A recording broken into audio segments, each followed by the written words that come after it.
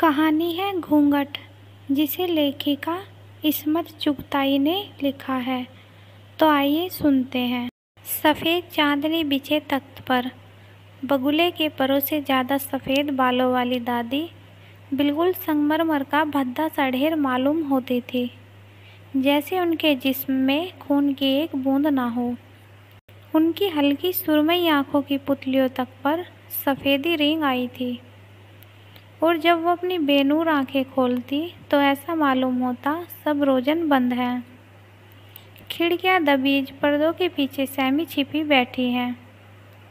उन्हें देखकर आंखें चौंधियाने लगती थी, जैसे इर्द गिर्द पिसी हुई चांदनी का गुबार मुअल्लक हो, सफ़ेद चिंगारियाँ सी फूट रही हों। उनके चेहरे पर पाकीज़गी और दोशीज़गी का नूर था। 80 बरस की इस कुंवारी को कभी किसी मर्द ने हाथ नहीं लगाया था। जब वो 13-14 बरस की थी तो बिल्कुल फूलों का गुच्छा लगती थी। कमर से नीचे झूलते हुए सुनहरी बाल और मैदा साहब रंगत। सबाब जमाने की गर्दिश ने चूस लिया, सिर्फ मैदा रह गया है। उनके हुस्न का ऐसा सोहरा था कि अम्मा बाबा की नींदें हराम हो गई थी। डरते थे कहीं उन्हें जिन्नात ना उड़ा के लिए जाए, क्योंकि वो इस धरती की मखलूक नहीं लगती थी। फिर उनकी मंगनी हमारी अम्मा के मामू से हो गई। जितनी दुल्हन गोरी थी उतने ही दूल्हे मियाँ स्याह भट्ट थे। रंगत को छोड़कर हुस्न और मर्दानगी का नमूना थे। क्या डसी हुई फटारा आँखें, तलवार की धार जैसी खड़ी नाक और मोतियों को मात करने वाले दांत। मगर अपनी रंगत की स्याही से बेतरह चिढ़ते थे। जब मंगनी हुई तो सबने खूब छेड़ा, हाय दूल्हा हाथ लगाएगा तो दुल्हन मैली हो जाएगी, चांद को जानो ग्रहण लग जाएगा। काले मियाँ उस वक्त 17 बरस के, खुद सर बिगड़े दिल बिछड़े थे। उन पर दुल्हन के हुस्न की कुछ ऐसी हैबत तारी हुई कि रात ही रात जोधपुर अपने नाना के यहाँ भाग गए। दबी जबान से अपने हमउम्रों से कहा, मैं शादी नहीं करूँगा। ये वो ज़माना था जब चूं चरा करने वालों को जूते से दुरुस्त कर दिया जाता था। एक दफ़ा मंगनी हो जाएगी तो फिर तोड़ने की मजाल नहीं थी। नाकें कट जाने का खदशा होता था। और फिर दुल्हन में ऐब क्या था? यही कि वो बेइंतहा हसीन थी। दुनिया हुस्न की दीवानी है और आप हुस्न से नाला बदमजाकी की हद। वो मगरूर है, दबी जबान से कहा। कैसे मालूम हुआ? जबकि कोई सबूत नहीं, मगर हुस्न जाहिर है मगरूर होता है, और काले मियाँ किसी का गुरूर झेल जाए ये नामुमकिन। नाक पर मक्खी बिठाने के रवादार ना थे। बहुत समझाया कि मियाँ, वो तुम्हारे निकाह में आने के बाद तुम्हारी मिल्कियत होगी। तुम्हारे हुक्म से दिन को रात और रात को दिन कहेगी। जिधर बिठाओगे बैठेगी, उठाओगे उठेगी। कुछ जूते भी पड़े और आखिरकार काले मियाँ को पकड़ बुलाया गया। शादी कर दी गई।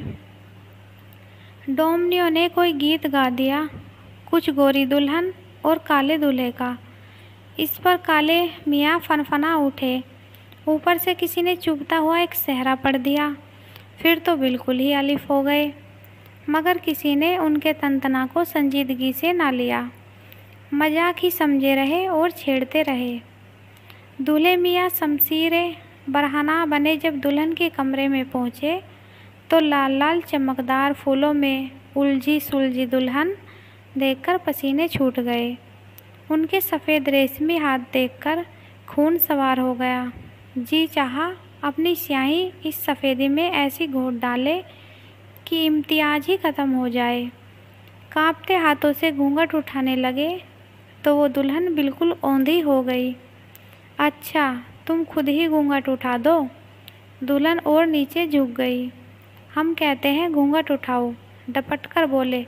दुल्हन बिल्कुल गेंद बन गई। अच्छा जी, इतना गरूर? दूल्हे ने जूते उतारकर बगल में दबाए और पाइन बाग वाली खिड़की से कूदकर सीधे स्टेशन, फिर जोधपुर। इस ज़माने में तलाक वलाक का फैशन नहीं था। शादी हो जाती थी तो बस हो ही जाती थी। काले मियाँ 7 बरस घर से गायब रहे। दुल्हन ससुराल और मीका के दरमियान मुअल्लक रही। माँ को रुपया पैसा भेजते रहे। घर की औरतों को पता था कि दुल्हन अनछुई रह गई। होते होते मर्दों तक बात पहुँची। काले मियाँ से पूछगाछ की गई। वो मगरूर है। कैसे मालूम?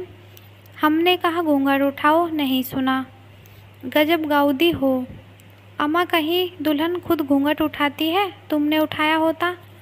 हरगिज नहीं, मैंने कसम खाई है वो खुद घूंघट नहीं उठाएगी तो चूल्हे में जाए। अम्मा अजम नामर्द हो, दुल्हन से घूंघट उठाने को कहते हो, फिर कहोगे वो आगे भी पेशकदमी करे। अजी माहौल वला कुव्वा। गोरी बी के माँ बाप इकलौती बेटी के गम में घुनने लगे। बच्ची में क्या ऐब था कि दूल्हे ने हाथ न लगाया। ऐसा अंधेर तो ना देखा ना सुना। काले मियाँ ने अपनी मर्दानगी के सबूत में रंडीबाजी, लौंडेबाजी, मुर्गबाजी, कबूतरबाजी गरज कोई बाजी ना छोड़ी और गोरी भी घूंघट में सुलगती रही। नानी अम्मा की हालत ख़राब हुई तो 7 बरस बाद काले मियाँ घर लौटे। इस मौके को गनीमत समझकर फिर बीवी से उनका मिलाप कराने की कोशिश की गई।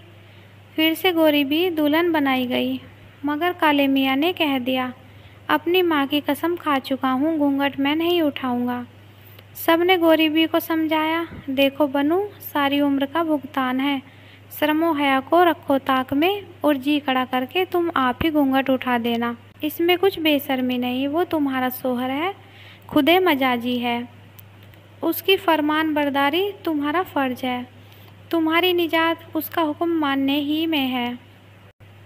फिर से दुल्हन सजी, सेज सजाई, पुलाव जर्दा पका और दूल्हे मियाँ दुल्हन के कमरे में धकेले गए।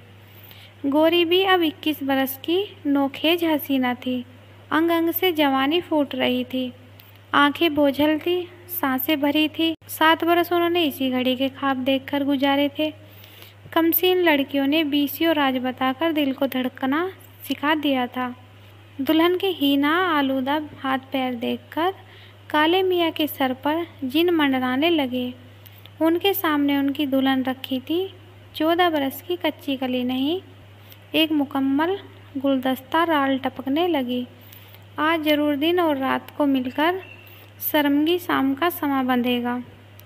उनका तजर्बेकार जिस्म शिकारी चीते की तरह मुँह जोर हो रहा था।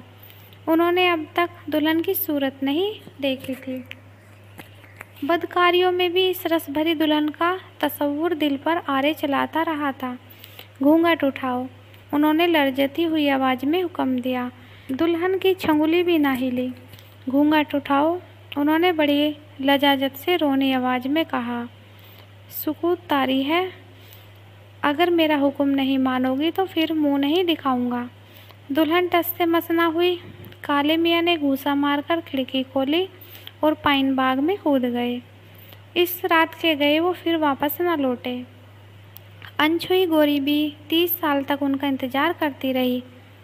सब मर खप गए। एक बूढ़ी खाला के साथ फतेहपुर सीकरी में रहती थी। सुनावनी आई दूल्हा आए हैं। दूल्हे मियाँ मोरियों में लोट पीट कर अमराज का पुलंदा बने आखिरी दम वतन लौटे। दम तूरने से पहले उन्होंने इल्तिजा की कि गोरी बी से कहो आ जाओ कि दम निकल जाए।